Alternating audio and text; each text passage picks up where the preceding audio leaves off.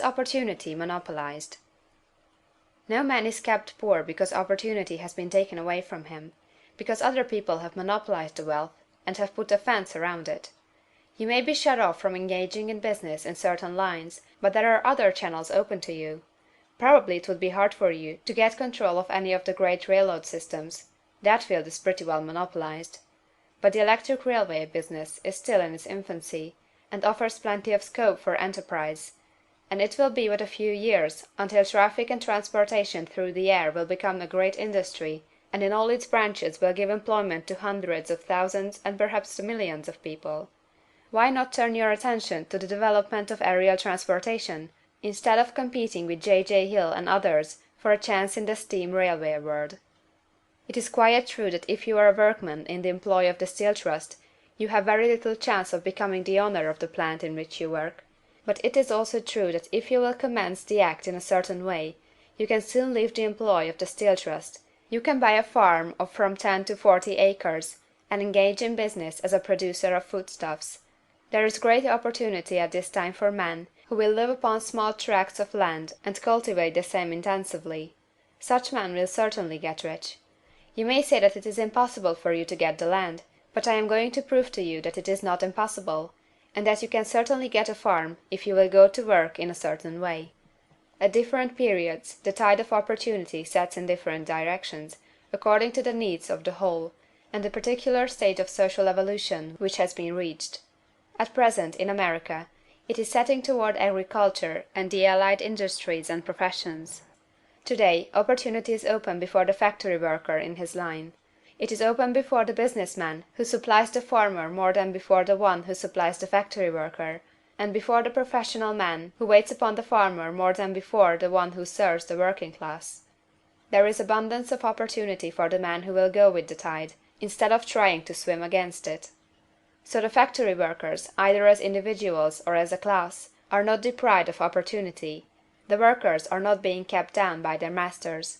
They are not being ground by the trusts and combinations of capital. As a class, they are where they are because they do not do things in a certain way. If the workers of America chose to do so, they could follow the example of their brothers in Belgium and other countries, and establish great department stores and cooperative industries. They could elect men of their own class to office, and pass laws favoring the development of such cooperative industries, and in a few years they could take peaceable possession of the industrial field. The working class may become the master class whenever they will begin to do things in a certain way. The law of wealth is the same for them as it is for all others. This they must learn, and they will remain where they are as long as they continue to do as they do. The individual worker, however, is not held down by the ignorance or the mental slothfulness of his class. He can follow the tide of opportunity to riches, and this book will tell them how. No one is kept in poverty by a shortness in the supply of riches. There is more than enough for all. A palace as large as the Capitol at Washington might be built for every family on earth from the building material in the United States alone, and under intensive cultivation this country would produce wool, cotton, linen, and silk enough to clothe each person in the world finer than Solomon was arrayed in all his glory, together with food enough to feed them all luxuriously. The visible supply is practically inexhaustible, and the invisible supply really is inexhaustible. Everything you see on earth is made from one original substance, out of which all things proceed. New forms are constantly being made, and older ones are dissolving, but all are shapes assumed by one thing.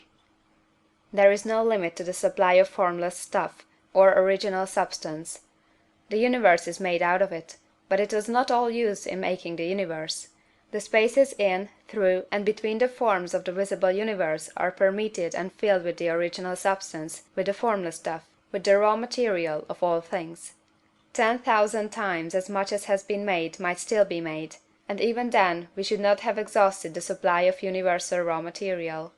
No man, therefore, is poor because nature is poor, or because there is not enough to go round. Nature is an inexhaustible storehouse of riches. The supply will never run short.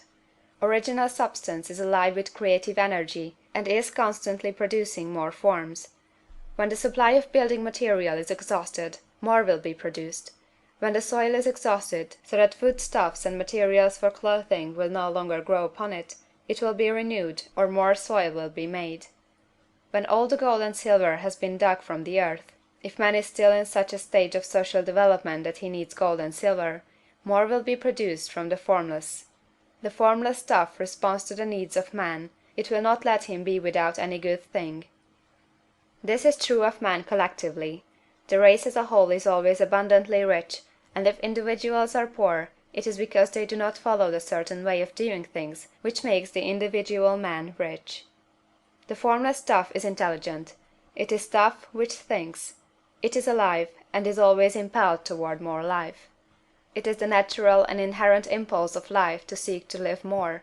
It is the nature of intelligence to enlarge itself, and of consciousness to seek to extend its boundaries and find fuller expression. The universe of forms has been made by formless living substance, throwing itself into form in order to express itself more fully. The universe is a great living presence, always moving inherently toward more life and fuller functioning.